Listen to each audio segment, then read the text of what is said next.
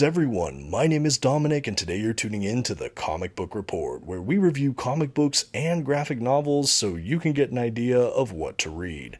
And today I've prepared another list video for you. This is one I've been thinking about for quite some time. We're going to call it 10 must-read comic book event comics. So many publishers have some great comic book crossovers or big overarching events that happen in their comic book universes, and I've selected a handful of my favorites. In this case, they're all from Marvel or DC Comics. I am aware there are some with the indie publishers, but for the course of this video, I just picked Marvel DC. Cannot wait to talk about them, but before we do, I do want to shout out the channel sponsor, OrganicPriceBooks.com. If you're looking to pick up your own comic book collected editions, I highly encourage you to check out their website. You can actually find a link for it in this video's description, and if you see anything there you like, you can even use my discount code at checkout, TheComicBookReport, to save $2 off of your order.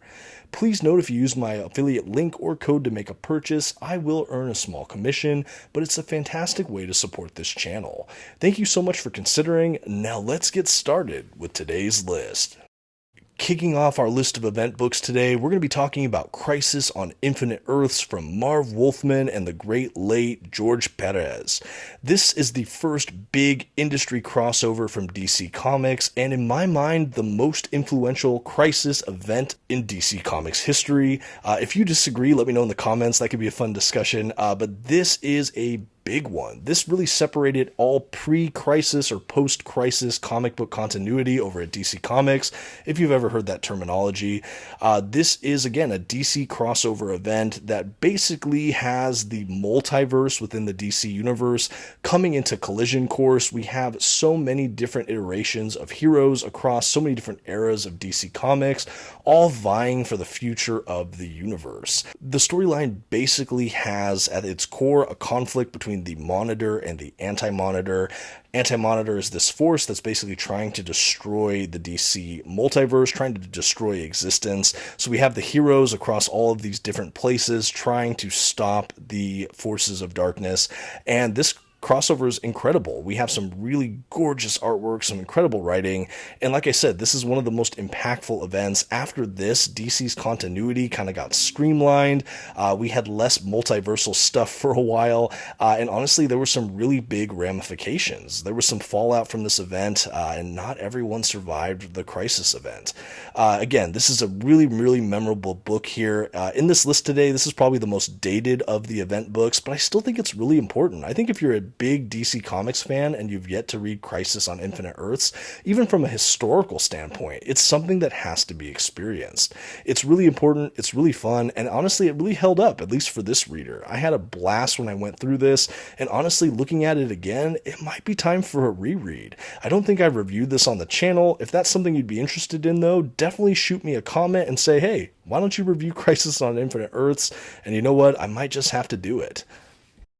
Next up, over at the Marvel side of the fence, we have the Infinity Gauntlet by Jim Starlin. To me, this is my favorite older Cosmic Marvel story that I've had the pleasure of reading.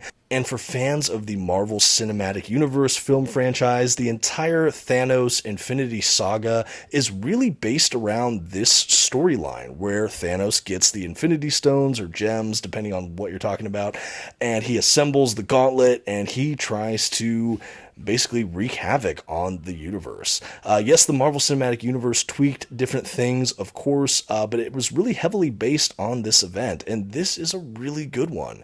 This is another storyline like Crisis on Infinite Earths that has such a large-scale threat. Thanos in this is really fun. This was actually my introduction to the character of Thanos. I had never really read a Thanos story before this book, and it's really fun. He's trying to court Mistress Death, which is kind of the female embodiment of death, and to do so, he wants to get the Infinity Gauntlet and basically wipe out and cause a bunch of death and destruction to kind of woo or court this personification of death. So that's kind of his impetus here. If you're a fan of Silver Surfer, or if you've read Thanos Quest, it's a really good lead-in to this event. We have him kind of trying to get all the stones, and Surfer becomes kind of aware. But this basically starts with a warning. We have, I actually think, the Surfer crash into Doctor Strange and basically said it's coming, and we have all the Marvel heroes rallying to try to stop Thanos. Really, really cool stuff here. That Infinity Gauntlet is unbelievably overpowered, but you get to see a ton of your favorite Marvel heroes just coming into conflict and trying to save the universe. Like I said, this is really a cosmic story, so we have appearances by a lot of the space-based Marvel heroes at the time, and honestly, this is another one that it's a little bit older, but it is a ton of fun. I don't even think it's super dated, but honestly, if you only read modern comics, this is one you might want to go back and check out. Really, really love the Infinity Gauntlet. And hey, if you're watching this video and you've yet to subscribe to the channel, I would just like to invite you to do so. I'm always doing comic book reviews, list videos, unboxings, and I'm even dabbling with the live stream. Anyway, thank you for considering. Now let's keep going. Next on my list of must-read comic event books, we have Flashpoint by Jeff Johns and Andy Kubert. For me, this was actually one of the first comic events I had the pleasure of reading. I started really collecting collected editions not too long, or right around this era, right before New 52.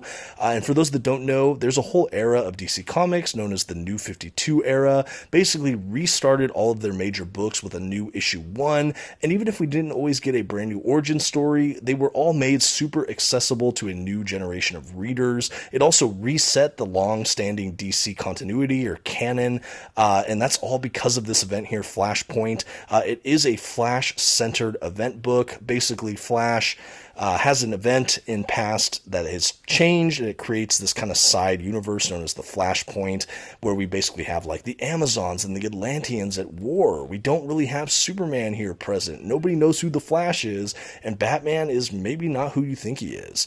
It's a really fun kind of side universe feel of an event, similar to something on Marvel's side of the fence like Age of Apocalypse, for example, or House of M, which are kind of in their own kind of shifted version of the main universe.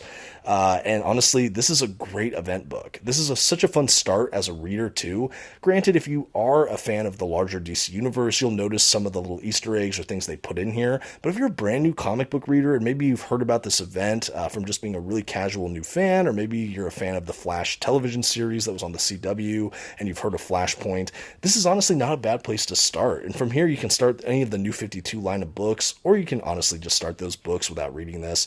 But it's a really fun DC event. Like I said, I really love the Flash here. It's Barry Allen Flash, and we have this universe version of Batman, who I won't spoil who that is, but very fun stuff. The art we get from Kubert as well throughout this is gorgeous, in my opinion. Some of these DC characters have never looked better, and I just think that this is a very fantastic book. There's also a lot of tie-ins that you can get in other collections, or there's an omnibus that collects everything, but honestly, the main event is also just fine by itself. Really enjoyed this one. Next on my list today is Marvel Civil War by Mark Millar. To me, this really was one of the premier Marvel event books I had the pleasure of reading. Another book that had so much buzz around it, and honestly, it's well worth it. This is easily one of my favorite standalone Marvel events. It basically is what it sounds like. It's a superhero civil war where we have a lot of the heroes in the Marvel Universe taking sides and basically fighting. Basically, there's a terrorist-like incident that superheroes are really not able to stop, and it destroys like a school or something like that. There are lives that are lost, and it basically leads to legislation known as the Superhero Registration Act, where basically superheroes would have to go on a government record, be more regulated, and unveil their secret identities. And some of the heroes are all for that, thinking they need to be checked and balanced. The others are saying, no, my secret identity is to protect me and my family. I can't do that, or I don't want that regulation. And this partisan line really causes a huge wedge in the superhero community. Leading the charge for pro-registration, we have Tony Stark's Iron Man, and against the Registration Act, we have Steve Rogers' Captain America, who is a symbol of the country. So really some predominant leaders there. Right in the middle of the conflict, we have Peter Parker, the Amazing Spider-Man, who is heavily influential in this story arc, and we have a bunch of other heroes all throughout this. This is really a gripping story. It's so sad when your enemy in this is your friend, and it just had so much ramification for the rest of the Marvel Universe for quite some time. There is a sequel event, Civil War 2. I've actually yet to read that. I know that that involves Carol Danvers and Miles Morales pretty heavily. Let me know if you've read Civil War 2. I do have it collected. I just haven't stopped and read it yet. I would love to hear if that's any good. But I love this first Civil War event from Millar. There were so many tie-ins to this as well. They did release oversized hardcover collections of Civil War, but I'm hoping someday we get a handful of omnibuses. I know I, for one, would love it and would heavily consider double dipping. If you're a fan of the Marvel Universe and you've never read Civil War, it definitely gets a high recommend from me. Okay, and now I'm going to talk about one of the more fascinating DC events. We're going to be talking about Grant Morrison's Final Crisis. I don't want to delve into the plot too much. I'll leave that for those that want to really sink in and not really have too many spoilers. But suffice it to say, we have another kind of really high-scale epic adventure across the DC universe. And there's some really real developments or stakes that happen throughout this event that are really important for the future of the DC universe at the time. I think for fans of the Flash franchise or Batman, there's a lot of really cool character development and defining moments in this collection. I know a lot of people kind of have some polarizing opinions about Final Crisis, and I can certainly see why. I think that Morrison goes for some headier concepts, and there are parts of this book that are just kind of a trip. I know for me, when I read it through the first time, I was really blown away. Admittedly, I am a fan of Morrison, so I was just buckled in and ready for the ride. And honestly, it did not disappoint me. I thought the art throughout was fantastic. I love all the characters that were included in this adventure. I know that there's an omnibus for Final Crisis. I would love if you've read that, or maybe you own that omnibus. I'd love some feedback on that. I've only ever read Final Crisis in the form of this paperback, but I am curious about the omnibus treatment, particularly after reading and enjoying the Infinite Crisis omnibus after first just reading the paperback. I love that kind of expanded experience, and I'm curious if Final Crisis resonates in any of the same way. I've heard kind of mixed things on that omnibus as well, but maybe some of you faithful commenters can set me straight. What do you think about the Final Crisis omnibus? While I would say overall I am a fan of this DC event, I don't know that it's the most accessible for brand new readers. I think if you have a well-versed understanding of the history of the DC universe and some of its main players, this is certainly a standout work, but I think if this is your first read in the DC universe, you might just need to have some cross-referencing going on, maybe checking out Wikipedia or Google to fill in the gaps. Next up, we're going to be talking about one of my favorite comic events, Jonathan Hickman's Secret Wars. Now, Marvel Comics has had a few Secret Wars. We have the original Marvel Superhero Secret Wars 2. I think that Bendis even came out with Secret War. I don't know, I haven't read that one quite yet. And then I know of this one. There might be others, I'm not even sure. But I think when a lot of people talk about Secret Wars, they are referring to this hit that came out from Jonathan Hickman, I believe around 2015. This is a fantastic event book. I do think that it does help if you've read some of his Avengers run and are well versed with some of the Marvel main players, but even if you just wanted to read a standalone event, this is still a lot of fun. I would say this is the culmination, kind of magnum opus for Jonathan Hickman over at Marvel that I've read thus far. But again, yeah, it can stand alone as its own event. I do think it pays homage to that original Marvel Superhero Secret Wars from back in the day, but it does its own thing. It's set in kind of an alternate version of the Marvel Universe, and it has kind of high fantasy elements. The art throughout it from Asad Ribic is just really dreamlike, fantastical, interesting, and I think it really just suits the storytelling marvelously. I know for me, for fans of the Avengers or the Fantastic Four or Doctor Doom, this is a must-read comic. I also think Miles Morales gets a lot of play in this series, which I also enjoyed seeing. Now, there are a bunch of tie-ins and kind of other mini-series adjacent to Secret Wars, but I actually think if you just want to enjoy the event, you can do so. You will not be too alienated. Again, if you've read Fantastic Four by Hickman, his Avengers stuff, or like, again, some of the other titles that were happening around this period, you'd probably get a fuller experience from Secret Wars, but I think, again, by itself as an event, it's a ton of fun. It's good versus evil, and ultimately it boils down to everyone versus Doom. Really, really a fun book. It's one of my favorite Doctor Doom stories. I think it was done, like I said, extremely well. A lot of fun, heady concepts, and overall just well executed. I really think that this work really landed the plane as well. Really just a satisfying event all around. Keeping this event list going, we're going to be talking about Marvel's House of M. This may be my favorite comic event written by Brian Michael Bendis. I know he's written a few, but this to me is an absolute standout. This really just changes the status quo of not only the Marvel Universe, but particularly our favorite band of merry mutants, the X-Men, all the other X-teams, the villains, and just generally all mutants across the Marvel Universe. This event spins out of kind of the Bendis Avengers run as well, but you could read it kind of stand alone, I think, overall. I wish this omnibus included Avengers Disassembled. That's kind of the little story arc in Avengers that leads directly into this event. Basically, things are not right with Wanda Maximoff, the Scarlet Witch, and it kickstarts this kind of alternate universe version of the Marvel Universe. Think something like Age of Apocalypse. This is not a different universe. This is our main 616 Marvel Universe has changed. And essentially, the groundbreaking difference in this universe, more than anything, is that the mutants are the dominating force in the world. They're no longer the social pariahs, they're no longer the second-class citizens, they are the ruling empire. And at the top, we have the House of Magnus, the House of M, the House of Magneto, we have his family there, and everyone is kind of just under that regime. Strikingly enough as well, at the beginning of this, no one really remembers the world otherwise, except for maybe one or two people. And slowly that list expands, and we have an ultimate confrontation between the House of M and our Marvel heroes to try to restore the Marvel Universe. It's a really great, I think, 8-issue event. This omnibus also includes all of the tie-ins we got during this. I do think the tie-ins are kind of extracurricular. It's really fun to see these kind of what-if little stories and miniseries, but that main event is really the meat of it, and I frankly love it. And by the end, like I said, we have a big shakeup for all of Marvel's mutants, and I just thought it was such a satisfying event. No complaints here. Bookending a truly harrowing era for Marvel's mutants, we have Avengers vs. X-Men.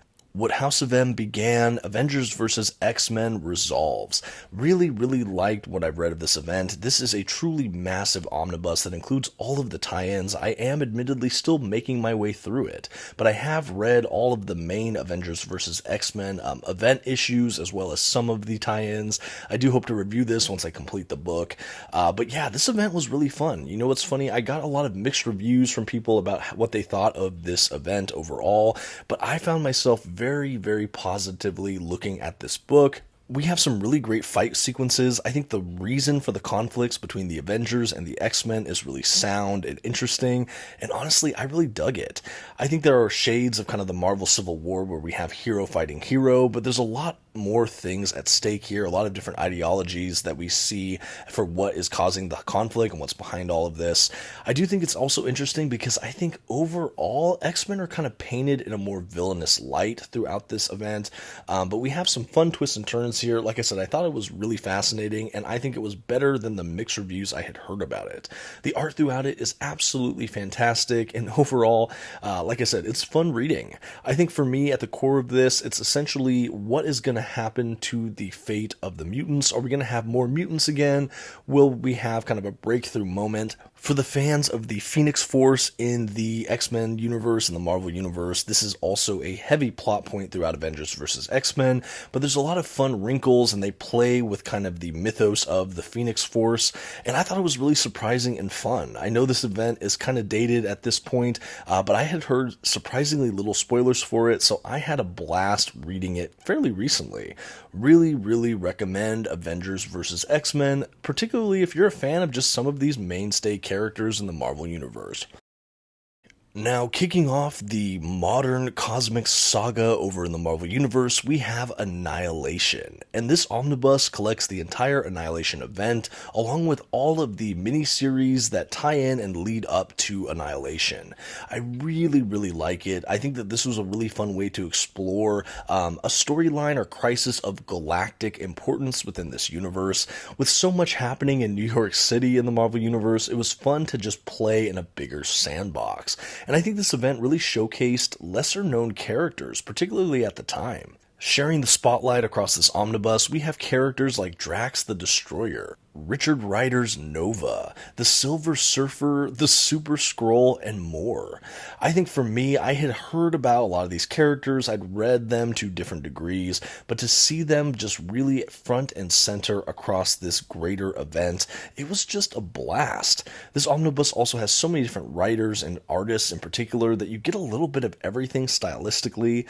Essentially, the storyline boils down to Annihilation, the kind of master of the negative zone. He's kind of set loose and he's made a kind of like hive swarm that's basically devouring and destroying parts of the galaxy, and it's just making its way through and just decimating these populations, these planets, these areas. And so we have this ragtag group of heroes and rogues that kind of all ally themselves to stop Annihilus and this annihilation wave. What's cool as well is we don't really focus on any of the main Marvel characters, and so much of the fighting is just galactic or in space, so it's definitely a fun, refreshing change of pace. There are some really big ramifications to this event as well, and it kickstarts the greater, like I said, cosmic universe for modern Marvel. I really, really love this. I'm really hoping someday they reprint the Annihilation Conquest Omnibus as well. I'd like to continue this cosmic era, but I loved what I read here in Annihilation. It was such a refreshing change of pace, and even as a Marvel fanboy, I felt like this was so different than the rest of the Marvel universe I had read that it just made this entire comic book publisher feel more nuanced to me. If you like space battles and all things cosmic, don't miss out on Annihilation. And rounding out our list of 10 must-read comic book events, my favorite DC event, the aforementioned Infinite Crisis. To showcase this book, we're going to be looking at the Infinite Crisis Omnibus here. This, like I mentioned earlier, includes not only the Infinite Crisis event, but all of the mini-series that kind of lead into it, and wow, was this a blast. I had the pleasure of reading Infinite Crisis in a paperback that just included the main event issues, and I found it to be very accessible and just such a fun read. When I had a chance to read and review this copy for Organic Price Books the other year, I was overjoyed. I had never had the opportunity to read a lot of the prelude material leading into this event, and to say it just fills out the experience is just a gross understatement. This is such a comprehensive and epic scaled event, and I was so deeply satisfied by it from page 1 all the way to the end. In fact, I would highly recommend this omnibus as the definitive way to read and experience Infinite Crisis. I think if you're a newer comic book fan for DC, you'd still really enjoy it.